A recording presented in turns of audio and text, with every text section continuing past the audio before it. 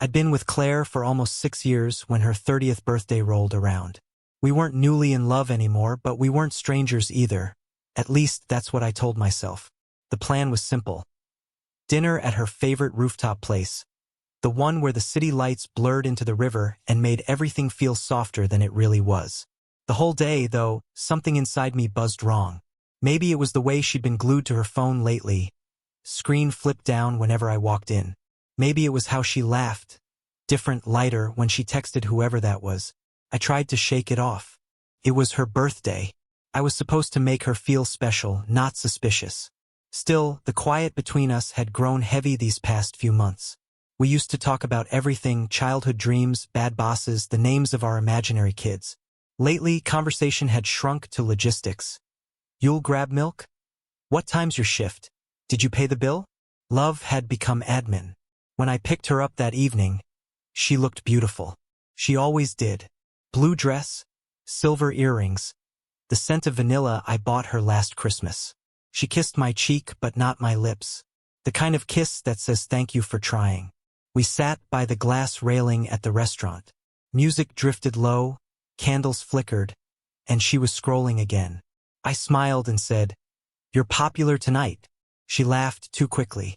"Just the girls wishing me happy birthday." I nodded, but the lie sat there between us like a third guest. I knew she had the girls' group chat. I'd seen it, but the way her eyes darted, like she was chasing something she couldn't afford to lose, told me this was different. The waiter brought the wine. She raised her glass and said, "To 30, still young enough to make mistakes." I forced a smile. "And old enough to know which ones you shouldn't repeat." She laughed, but it didn't reach her eyes. That's when I decided I'd stop pretending tonight. No drama, no shouting, just clarity. We ordered steak and pasta. She talked about some new guy at work, Ben, the one everyone likes. The way she said his name was effortless, maybe too effortless. I watched her lips form the syllable like she'd practiced it. By dessert, I'd gone quiet. The noise in my head was louder than the jazz playing behind us. She noticed. "Why so quiet?" she asked, tilting her head, smiling the same way she did when she wanted me to buy her something expensive. The innocence in her tone was what broke me. "Because," I said, setting down my fork, "I finally ran out of pretending." She blinked. "Pretending that we're okay, that I don't notice when you text someone at midnight, that you smell like a cologne I don't wear when you come home late." Her smile cracked, just slightly. "Ethan, that's crazy."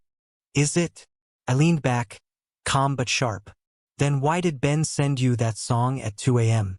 The one with the line, 'I can't wait to hold you again.'" Her face drained of color. She looked around, as if the walls could rescue her. You went through my phone?" "No," I said. "You left it unlocked last night. It lit up while you were asleep.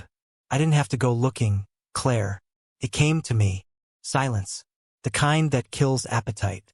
The waiter hovered nearby, sensing the shift, then quietly retreated. The candle between us trembled in its glass. Small flame, big storm. She whispered, "It's not what you think." "Then what is it?" I asked. "Because from where I'm sitting, it looks like the woman I was planning to propose to is already halfway out the door." Her lip quivered. "Ethan, I didn't mean for anything to happen. He listens." I laughed, bitter and low. "You mean he listens because it's new? Because he doesn't yet know the real you? The way you shut down when things get hard? The way you blame silence on me while you're the one who stopped speaking?" She reached across the table, but I didn't move. "Please, don't do this here," she whispered. But I'd already decided here was exactly where this needed to happen. The truth had been hiding too long in quiet rooms. If she wanted to know why I was quiet, she deserved the honest answer. "I stayed quiet because I wanted to believe you," I said. "I stayed quiet because I thought love meant patience. But now I see silence just gave you space to lie." Her eyes filled. "Ethan, please." "For what?" I said, my voice louder than I expected. "For forgiving you before you've even apologized?" Heads turned. The jazz stopped between songs, leaving my words to echo longer than I wanted them to. She covered her face, and I could see the mascara bleeding into her hands. For the first time in months, I felt awake. Not happy, not proud, just awake. The manager approached our table quietly, pretending to adjust a candle that didn't need adjusting. I gave him a nod that said we're fine, though nothing about us was fine anymore. Claire wiped her cheeks with the back of her hand, breathing fast like she was trying to find the version of herself that could still control the situation. "Ethan," she said softly, "please, can we just talk about this at home?" "Home," I repeated. "That place where you hide in another room while I eat alone? The one where you say you're tired every night, but your phone stays awake until 2 a.m.? That home." She looked like she might break right there. The woman who once made every room feel warm now looked like a stranger caught under a spotlight. I lowered my voice. "I'm not trying to embarrass you, but you asked why I was quiet. You asked in front of a truth that doesn't deserve silence anymore." She swallowed hard, eyes glistening. "I never meant to hurt you." I almost believed her, almost. But hurt isn't always about intent. Sometimes it's about neglect. It's about all the moments someone chooses someone else while pretending they haven't. "I get it," I said quietly. "People drift. Feelings fade. But you should have just told me." She shook her head, tears spilling over. "I didn't know how. That's the problem, Claire. You stopped knowing how to talk to me, but somehow you figured out how to talk to him." The music started again, soft piano this time. It sounded like an apology from the room itself. I stood, placed a few bills on the table, and said, "Happy birthday." She grabbed my hand. "Please don't go like this." I looked down at her fingers. Familiar, small, trembling. I used to love those hands.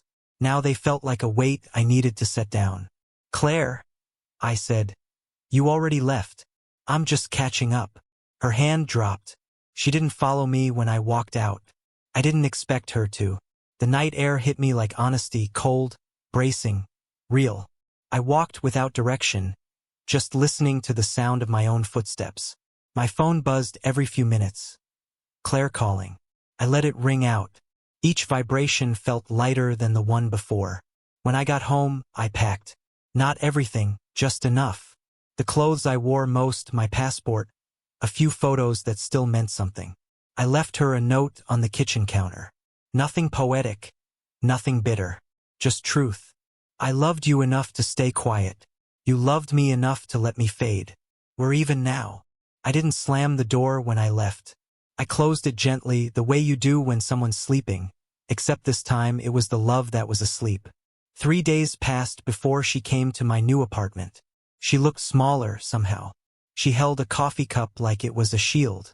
"Can we talk?" she asked. I nodded. She sat on the edge of the couch, eyes red but voice steady. It was emotional at first. Messages, late-night calls. I didn't think it would turn into more. "You mean an affair?" I said, not cruelly, just factually. She winced. "Yes, but it's over now." I told him it was a mistake. I looked at her for a long moment. "You didn't stop because it was wrong, Claire. You stopped because you got caught." She bit her lip. "Do you hate me?" I shook my head. "No, I don't hate you. I just don't recognize you anymore." For a while, neither of us spoke. The silence was different this time. Not heavy, just final. She whispered, "I thought you'd yell. Throw things. You always kept everything in." "Not anymore," I said. "Silence didn't save us. Truth might have, but you used that up." Tears slid down her cheeks. "If I could take it back." "You can't," I said, "but you can move forward. Just not with me." She nodded slowly, stood up, and walked to the door. She hesitated for a second, then said, "You were the best thing that ever happened to me, Ethan." I smiled faintly. "Then maybe next time you'll hold on tighter." She left, closing the door behind her. This time I didn't feel hollow. I felt clean. Weeks passed. I started running again, sleeping better, eating food that wasn't microwaved at midnight. Every day felt a little quieter, but in a peaceful way, not the suffocating kind. People say heartbreak changes you. Maybe it does. But it also clarifies you. I'd spent years trying to fix silence with patience, not realizing some silences are just exits waiting to happen.